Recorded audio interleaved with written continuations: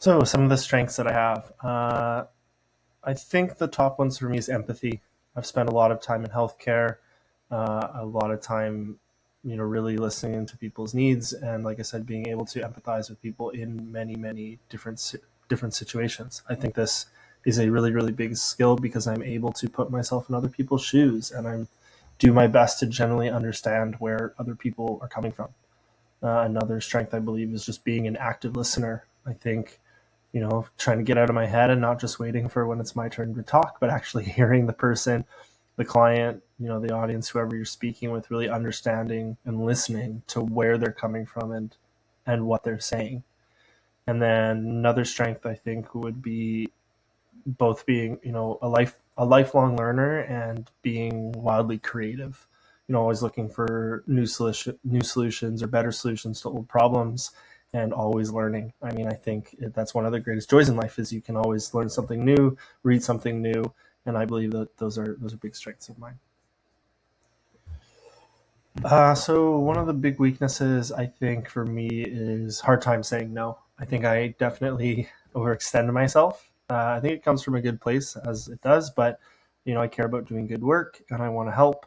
But the practical effect is sometimes I do burn myself out.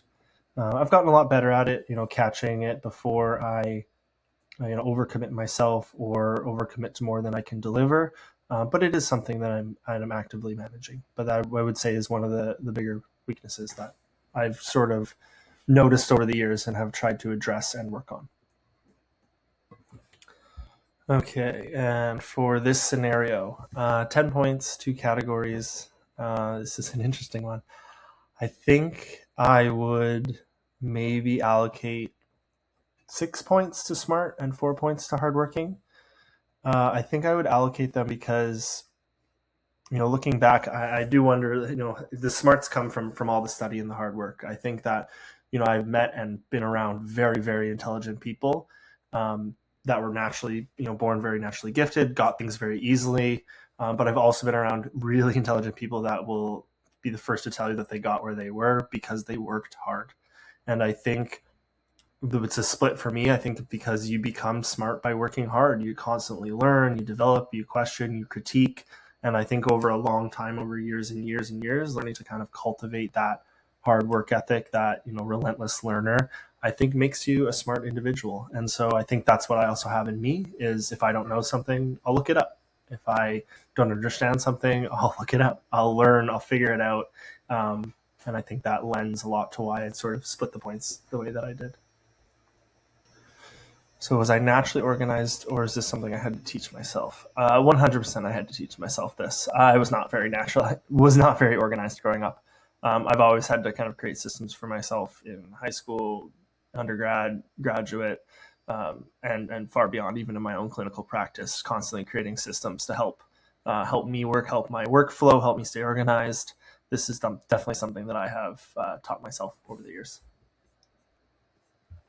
So my most recent manager, I've mainly been self-employed for a lot of my life, but recently I did work in Seattle for almost a year, working for a clinic with his name is Dr. Nazar, and I think if you were to call them and ask on my performance, they'd probably give me an 8.5. I think part of that is, first to show up, always looking for what needs to be done, kind of have that.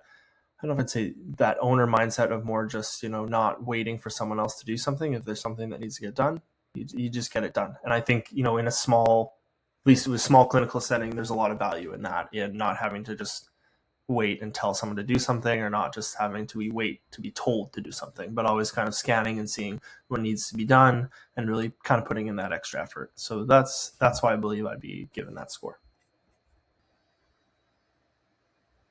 I'd say I know if people probably give this a lot, but definitely lean probably towards an ambivert or a little bit introverted. I love social settings. I love my friends, my family, events, but the classic definition of the word, I do not gain energy from being in social situations. So while I do love being around people and I do love the social aspect, I really do get a lot of my energy, a lot of my peace from being alone and spending periods of time in introspection. I find it very, very restorative, and that's also a lot of times where I get a lot of my deep work done is sort of in that introverted setting. And one of the big things I do for fun, hike, snowboard, golf, go on walks, spend time with my dog. I love to read and write. That's a big passion of mine. Um, yeah, those would be the big ones.